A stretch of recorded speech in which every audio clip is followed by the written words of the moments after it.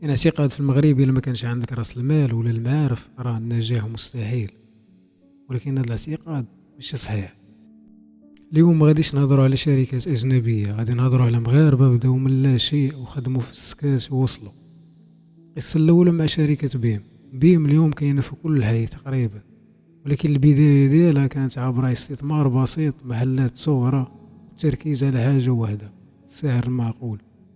الدرس ما خاصكش تبيع منتجات اغلى، خاصك تبيع اللي الناس محتاجاه. القصه الثانيه مع كارفور ماركت. لا بيلفي ما بداتش عملاقه، بدات بفهم السوق المغربي، كيفاش يشري، شنو كيهمو، فين كيسكن. الدرس اللي كيفهم المستهلك المغربي كيربح. القصه الثالثه الضحى سكن. الضحى سكن ما بداتش مشاريع فاخره، بدات بالسكن الاقتصادي. شافت مشكل حقيقي، الناس باغية تسكن ولكن الثمن قاتل. الدرس حل المشكل الاجتماعي تساوي مشروع تجاري قوي. القصة الرابعة مع مرجان غيرت طريقة التسوق في المغرب من دكان صغير لسلسلة وطنية. السر تنظيم، التوزيع والثقة. الدرس النظام كيغلب العشوائية.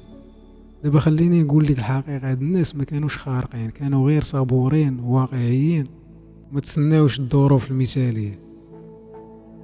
القصة الخامسة مشاريع صغرى نجحات. حتى المشاريع الصغيرة كاين منها اللي ولات مرجع، محل صغير، ورشة، فكرة بسيط، ولكن صاحب الفكرة خدم كل نهار بحال إلا ما عندوش البديل.